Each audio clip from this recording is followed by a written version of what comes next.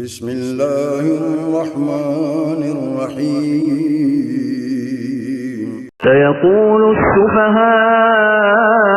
من الناس ما ولاهم عن قبلتهم التي كانوا عليها قل لله المشرق والمغرب يهدي من يشاء إلى صراط مستقيم وكذلك جعلناكم أمة وسطا لتكونوا شهداء على الناس ويكون الرسول عليكم شهيدا وما جعلنا القبلة التي كنت عليها إلا لنعلم من يتبع الرسول ممن ينقلب على عقبيه وإن كانت لكبيرة إلا على الذين هدى الله وما كان الله ليضيع إيمانكم إن الله بالناس لرؤوف رحيم قد نرى تقلب وجهك في السماء فلنولينك قبلة ترضاها فول وجهك شطر المسجد الحرام وحيث ما كنتم فولوا وجوهكم شطره وإن الذين أوتوا الكتاب ليعلمون أنه الحق من ربهم وما الله بغافل عما يعملون ولئن أتيت الذين أوتوا الكتاب بكل آية ما تبعوا قبلتك وما أنت بتابع قبلتهم وما بعضهم بتابع قبلة بعض ولئن اتبعت أهواءهم من بعد ما جاءك من العلم إنك إذا لمن الظالمين الذين آتيناهم الكتاب يعرفونه كما يعرفون أبناءهم وإن فريقا منهم ليكتمون الحق وهم يعلمون الحق من ربك فلا تكونن من الممترين ولكل وجهة هو موليها فاستبقوا الخيرات أينما تكونوا يأت بكم الله جميعا إن الله على كل شيء قدير ومن حيث خرجت فول وجهك شطر المسجد الحرام وإنه للحق من ربك وما الله بغافل عما تعملون ومن حيث خرجت فول وجهك شطر المسجد الحرام وحيث ما كنتم فولوا وجوهكم شطره لئلا يكون للناس عليكم حجة إلا الذين ظلموا منهم فلا تخشوهم واخشوني ولأتم نعمتي عليكم ولعلكم تهتدون كما أرسلنا فيكم رسولا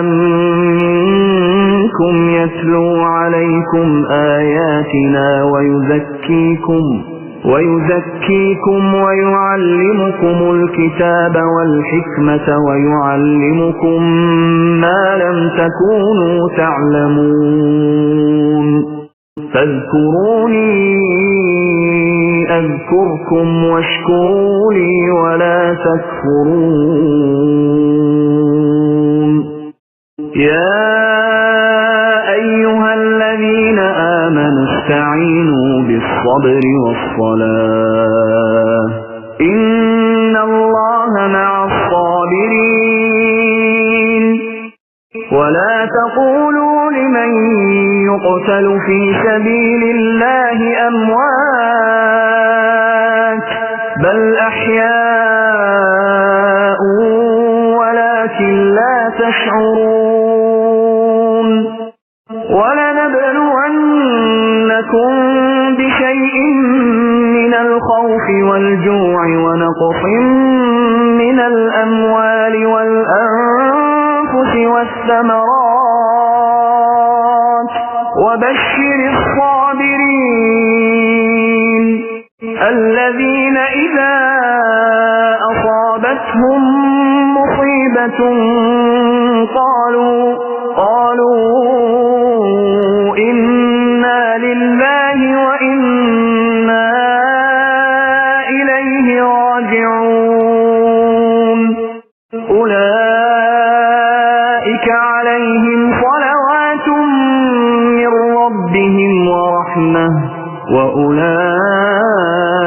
هم المهتدون إن الصفا والمروة من شعائر الله فمن حج البيت أو اعتمر فلا جناح عليه أن يطوف بهما ومن تطوع خيرا فإن الله شاكر عليم إن الذين يكتمون ما أنزلنا من البينات والهدى من بعد ما بيناه للناس في الكتاب أولئك يلعنهم الله ويلعنهم اللاعنون إلا الذين تابوا وأصلحوا وبينوا فأولئك أتوب عليهم وأنا التواب الرحيم إن الذين كفروا وماتوا وهم كفار أولئك عليهم لعنة الله والملائكة والناس أجمعين خالدين فيها لا يخفف عنهم العذاب ولا هم ينظرون وإلهكم إله واحد لا إله إلا هو الرحمن الرحيم إن في خلق السماوات والأرض واختلاف الليل والنهار والفلك التي تجري في البحر بما ينفع الناس وما أنزل الله من السماء من ماء